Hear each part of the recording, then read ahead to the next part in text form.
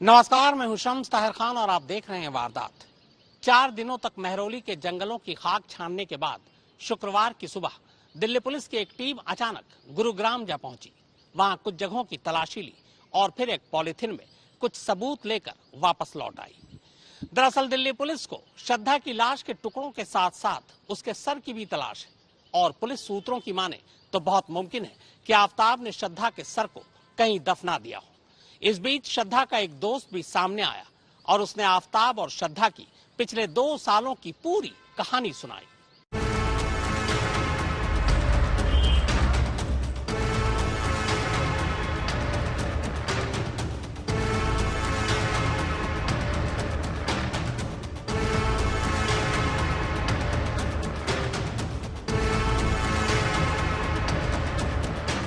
पहले महरौली का जंगल,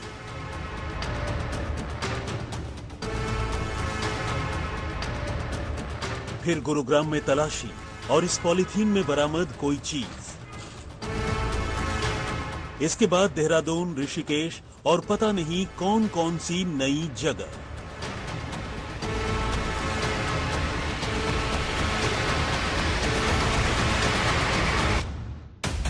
पांच दिन से आफताब दिल्ली पुलिस की गिरफ्त में है। पहले 5 दिनों तक उसने जो भी बताया उसी हिसाब से पुलिस महरौली के जंगल में भटकती रही। आफताब की निशानदेही पर कुछ बरामदगी के दावे भी किए। हालांकि उन दावों की हकीकत फॉरेंसिक जांच रिपोर्ट आने के बाद ही पता चलेगी। लेकिन जैसे ही 6ठा दिन आया, यानी आफताब की पुलिस हिरासत की मियाद दूसरी बार बढ़ी, वैसे ही पुलिस महरौली के जंगल से दूर अचानक गुरुग्राम जा पहुंची। बात अजीब थी, क्योंकि बकौल पुलिस आफताब अब तक श्रद्धा के लाश के टुकड़ों को महरौली के जंगलों में ही ठिकाने लगाने की बात कह रहा था। तो फिर पुलिस गुरुग्राम क्यों पहुंची? वहां उसे किस सबूत की तलाश थी? तो आफताब से पूछताछ करने वाली पुलिस टीम के सूत्रों के मुताबिक पहले 5 दिनों में आफताब ने एकाध 2 सच छोड़कर बाकी सब झूठ ही बोला था। यही वजह है कि पुलिस उस पर भरोसा कर सबूत की तलाश में इधर उधर भटक रही थी। अब पुलिस को भी पता है कि आफताब ज्यादा दिनों तक पुलिस की हिरासत में नहीं होगा, लिहाजा उससे पहले ही सबूत ढूंढना जरूरी है। तो अब पुलिस भी आफताब वाला खेल आफताब के साथ खेलने लगी। नतीजा सामने आया। गुरुवार रात आफताब ने पहली बार महरौली के जंगल से निकलकर एक और ठिकाने का पता दिया। यह ठिकाना था गुरुग्राम। दरअसल आफताब ने दिल्ली आने के बाद गुरुग्राम में ही एक नौकरी शुरू की थी। हालांकि बिना बताए दफ्तर से गायब होने पर उसे नौकरी से हटा भी दिया गया था। पर आफताब ने पुलिस को बताया कि उसने श्रद्धा से जुड़े कुछ सबूत गुरुग्राम के अपने पुराने दफ्तर के करीब भी छुपाए हैं। इसी के बाद शुक्रवार की सुबह दिल्ली पुलिस की एक टीम गुरुग्राम पहुंची। वापसी में इस टीम के एक सदस्य के हाथ में एक काली पॉलीथीन नजर आई, जिसमें कोई बड़ी सी चीज थी। अब वो क्या थी ये तो पता नहीं, लेकिन पुलिस सूत्रों की माने तो गुरुग्राम से शायद उन्हें इस केस से जुड़ा या श्रद्धा की मौत से जुड़ा एक अहम सबूत हाथ लगा है। पहले 5 दिनों तक पुलिस को गुमराह करने के बाद आफताब ने अब ये भी बताया है कि वो मई और जून के बीच देहरादून और ऋषिकेश भी गया था। आफताब क्या वहां सिर्फ घूमने गया था या फिर श्रद्धा की लाश को ठिकाने लगाने? क्योंकि देहरादून की पहाड़ियों और ऋषिकेश की उफनती नदियों में सबूत का गुम होना या बह जाना ज्यादा आसान है। फिलहाल पुलिस इस बारे में आफताब से पूछताछ कर रही है। अगर कोई पुख्ता सबूत मिला तो बहुत मुमकिन है कि पुलिस की टीम उसे लेकर देहरादून और ऋषिकेश भी जा सकती है। श्रद्धा मर्डर केस की जांच लगातार आगे बढ़ रही है। पुलिस की टीम महाराष्ट्र के वसई पहुंची है तो एक टीम हिमाचल प्रदेश और दूसरी टीम उत्तराखंड पहुंची है। दरअसल आरोपी ने दावा किया है कि इन तमाम जगहों पर उसने सबूत छिपा कर रखे हैं। ऐसे में अब देखना यह होगा कि क्या वाकई पुलिस को यहां से कुछ सबूत मिल पाते हैं या फिर नहीं। अभी वो पेन मेयर ने होने की वजह से वो एडमिट हुए थे। इस दौरान इस पूरे मामले में पहली बार एक ऐसा गवाह सामने आया है जिसने श्रद्धा और आफताब के रिश्तों को लेकर उनके बीच की कड़वाहट तक के बारे में पूरी कहानी सुनाई है। कहानी कुछ यूं है। श्रद्धा और आफताब के रिश्तों की शुरुआत 2019 में हुई थी। इनके रिश्ते को लगभग साल भर पूरे होने वाले थे। बात नवंबर 2020 की है। एक रोज श्रद्धा बुरी तरह घायल हालत में अपने इस दोस्त गॉडविन को फोन कर मदद मांगती है। गॉडविन श्रद्धा को सीधे अस्पताल ले जाता है। श्रद्धा के गाल, नाक, गला और कमर के निचले हिस्से में चोट और खरोंचें थी, जबकि दोनों आंखें सूजी हुई। जो हालत में मेरे घर पे आई थी वो हालत एक नॉर्मल फीमेल का नहीं होना चाहिए था। जो मार्क्स थे फिजिकल असॉल्ट के थे, ठीक है, और वो एक्सीडेंट नहीं बोला जा सकता, क्योंकि आई के नीचे जो पैच था वो क्लियरली दिख रहा था कि मतलब फिजिकल असॉल्ट हुआ है, उनको मुक्का मारा गया है।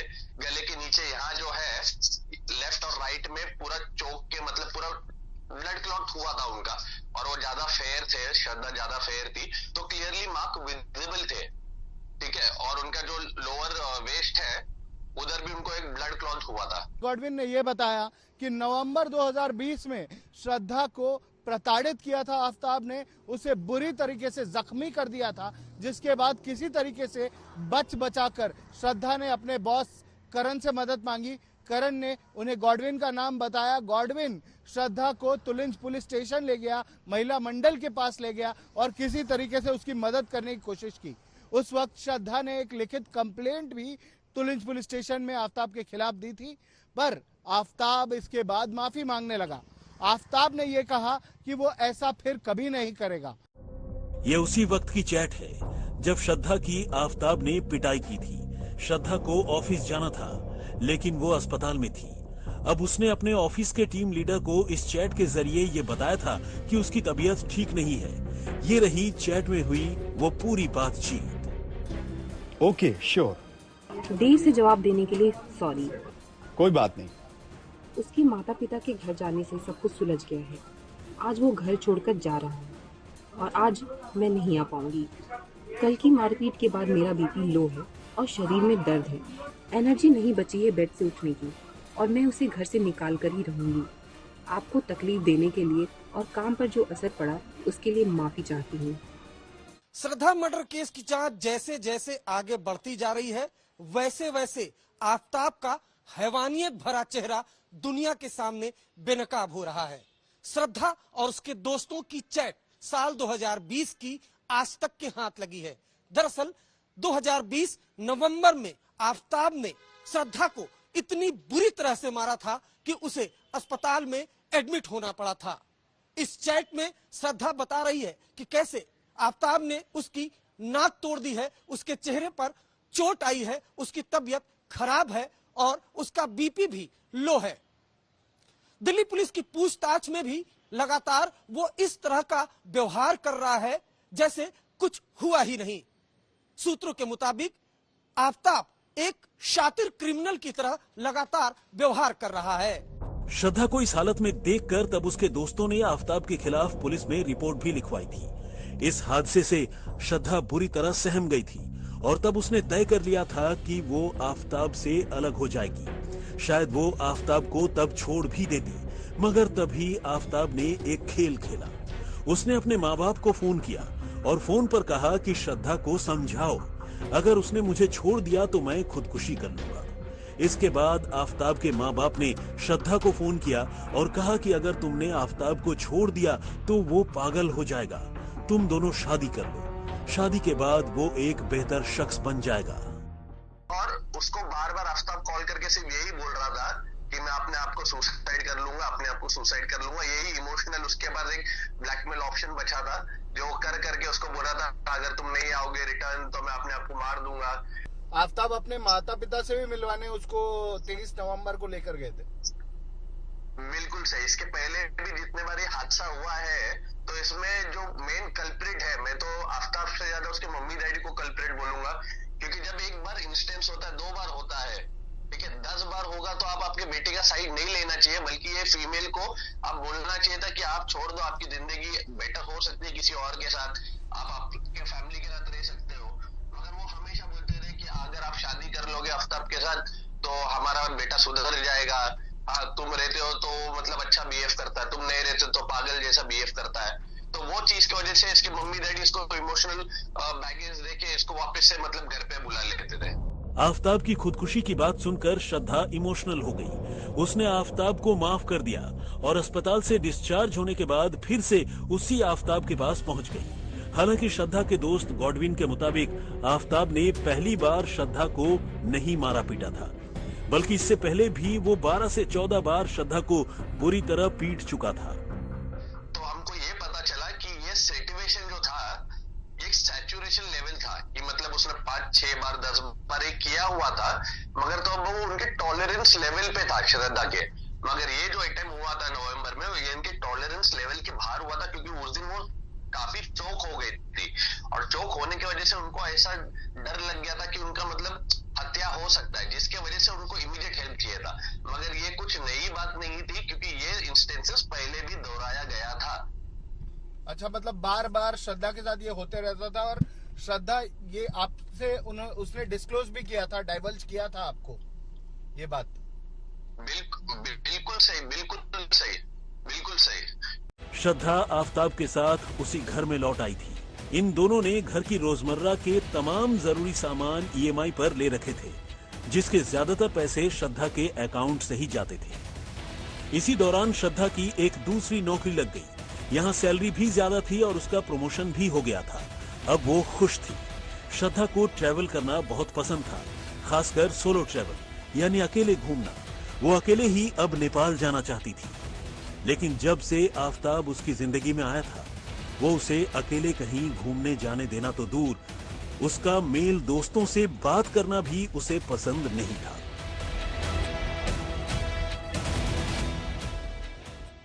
लड़की लोग आते थे, आफताब का दूसरे लोगों के साथ भी रिलेशन था। मैं अपने एरिया में उसको काफी लड़की लोग के साथ देख चुका हूँ बाइक पे। हालांकि अगर यही चीज श्रद्धा किसी और के साथ बात भी करती थी तो इनको प्रॉब्लम होता था। ये पॉजिटिव नेचर था उनका, कि मैं जो ऑफिस में काम कर रही हूँ, ठीक है, वो जो थाने घोड़बंदर में काम करते थे, ये इतने पॉजिटिव नेचर थे कि इनको भी इनके ही कंपनी ज्वाइन करना था, ताकि इनका अफेयर या ये किसी और से बात नहीं कर सके। श्रद्धा के दोस्त गॉडविन के मुताबिक आफताब ड्रग्स भी लिया करता था, और न सिर्फ ड्रग्स लिया करता था बल्कि ड्रग्स बेचा भी करता था। गॉडविन के मुताबिक कई बार वो घर पे ही ड्रग्स रखता और फिर रात को उन्हें बेच देता। हालांकि गॉडविन के हिसाब से आफताब वीकेंड पर ही ड्रग्स का इस्तेमाल करता था। ठीक है, वो ड्रग्स करता था। आफताब और ड्रग सप्लायर, ड्रग सप्लाई भी करता था आफताब? हाँ, ये मुझे श्रद्धा ने बोला था। क्यों, श्रद्धा के पास एक वीडियो था फोन में, जो हमेशा बोलती थी कि अगर मुझे कभी मेरे जान पे आया तो वो एक वीडियो है जो उसको बचा सकता है। ठीक है, और वो वीडियो सिर्फ उसके फोन में था। उसने किसी दोस्त लोग को नहीं दिखाया, ना उसके डैडी को दिखाया होगा या फैमिली को दिखाया होगा, मगर वो एक फोन था। क्योंकि आधी रात को भी लड़के लोग घर आते थे ड्रग्स लेने के लिए, लड़की लोग आते थे। पूछताछ के दौरान आफताब बार बार अपने बयान भी बदल रहा है। अब नए पैतरे के तहत उसने पुलिस को ये बताया कि वो कत्ल वाले दिन नशे में था, उसने गांजे से भरी सिगरेट पी थी और इसी दौरान झगड़ा हुआ और उसने श्रद्धा की गला दबाकर हत्या कर दी और उसके बाद वो लाश के पास ही पूरी रात बैठा रहा। पुलिस उसके इन सभी बयानों की जांच कर रही है, पड़ताल कर रही है और इससे जुड़े सबूत तलाशने की कोशिश कर रही है, क्योंकि कत्ल के किसी भी मामले में मोटिव का पता चलना बेहद जरूरी होता है। मुंबई से दिव्येश सिंह, दिल्ली से चिराग गोठी, हिमांशु मिश्र के साथ अरविंद ओझा, आज तक। आफताब अब तक की पूछताछ के दौरान लगातार पुलिस को गुमराह करता आया।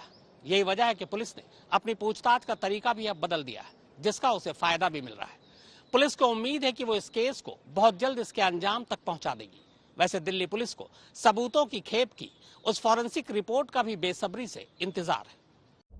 आफताब शुरू से ही श्रद्धा को लेकर अजीब बर्ताव करता था। वो उसे पीटता भी था और साथ में उसे ब्लैकमेल भी करता था कि अगर वो उसे छोड़कर चली गई तो वो खुदकुशी कर लेगा।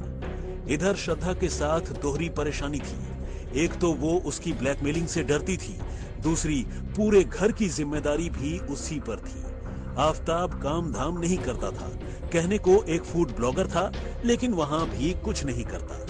आफताब को ये तक मंजूर नहीं था कि श्रद्धा अपने मेल दोस्तों से बात करे। यही वजह है कि गॉडविन की श्रद्धा से आखिरी बार बातचीत 2021 के आखिरी महीने में हुई थी। उसके बाद से श्रद्धा उससे संपर्क में नहीं रही। 2 साल तक आफताब के साथ रहने के बाद श्रद्धा धीरे धीरे डिप्रेशन का भी शिकार होने लगी थी। इसी हाल में एक बार उसने एक डॉक्टर को भी फोन किया था, डॉक्टर से मदद मांगी थी। तब डॉक्टर ने उसे अस्पताल आने को कहा था। उनके जो मिस्टर आफ्ताब करके नाम बताया था, तो उनका नेचर ही काफी अलग था। आई ऑल्सो थिंक कुछ he must be consuming some drugs as per talks. वो जो मुझे समझ में आया कि वो काफी गुस्से में रहते हैं और काफी टाइम तक उनको जो है गुस्सा रहता है।